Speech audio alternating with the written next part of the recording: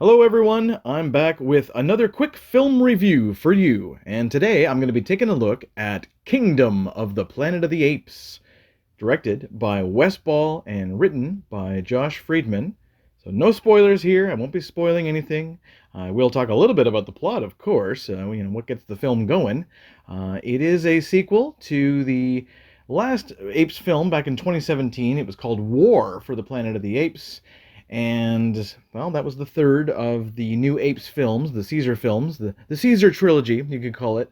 But it's not necessary to see those three films in order to see Kingdom. You can still understand it and enjoy the new film because of the way that they kind of explain the backstory very quickly and then they jump right in to the current time of this picture. So it's very cool. It actually has some very cool things in common with the original 1968 Charlton Heston classic, also, which I really appreciated that. So yeah, they're starting a brand new trilogy here, and the virus that humans created has devolved them. It made them feral, turned them into basically into a Cro-Magnon man, like turned him back into primates, or to cave people, and it's also evolved the apes to the point where they can now speak. They can understand things and communicate better, and they build their own little villages, their own little clans, and everything like that.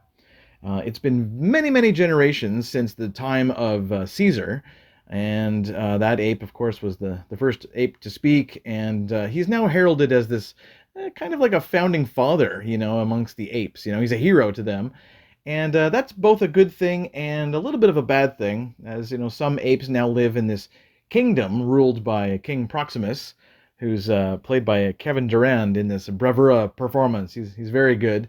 And Owen Teague plays the main protagonist, Noah, and his deal is that he sets out to search for his family and friends after his village is attacked. So, really, the movie just seems to be kind of like how all the apes get along. And that seems to be the main story here until they come across a human played by Freya Allen. She plays this character called May, although they call her Nova, which is a callback to the original film. She's basically in the Charlton Heston role here, though, the Taylor role, just because she's really the lead human here, and she talks, and that surprises them, and it's really just all echoing back to the original film. So it's a different situation for her, of course. It's not that she's in a spaceship landing on what she thought was a different planet. No, she's on a mission of her own. She understands this is her Earth and everything, and then what happened. She understands his history and everything. She follows Noah wherever he goes. There's also this other ape played by Peter Macon, who is very charming, and he's a standout there as well. And that's the thing. Like it really is the performances through the motion capture here, and whatever else they do that really really works here. Just like the last Kong and Godzilla picture, this movie was able to pull off some great ape reactions, some great facial expressions, thanks to the technology and also the convincing performances of the cast. It's really the most memorable part of Kingdom. The expressions of fear, anger, sadness, and joy. They all come through beautifully. There's plenty of action here, so it's not boring. There's very few slow moments in this picture. There's a couple of parts where you're like, I can go to the bathroom and come back. If you're going to the theater, sort of thing, you'll know, because it's a lot of exposition, dialogue, and little tender moments between the characters. But I wouldn't call that boring. I call that just really well done, really well executed. The direction is beautiful. So yeah, I mean, the only thing I wonder about is really the film's impact overall. I mean, it is kind of it's just setting up this new trilogy. Do we really care about these characters? Well, I mean, as expressive and great as they are, some of them aren't that memorable and they don't really get to you. We just kind of accept it as, oh, this is the current state of visual effects. So, hey, good job, everybody. But, does it really hit us in the heart? That's the real question. Well, some of them do. Some of the characters do. Noah does, for sure. Thanks to some good writing there and the acting plus the mocap work. So, overall, I'm very impressed by the visuals, and there's some nice, eloquent moments here, shot beautifully, showing this post-virus world, where the humans once thrived. But the only thing is that, May, her character, the human, she wasn't very well written, I thought. I thought that they could have done more with her. She seems more like a plot device, really, than a fleshed out character. She just wasn't very memorable. She didn't do anything that special. She was just meant to be that kind of a cross between the Taylor and Nova character from the original movie, I guess.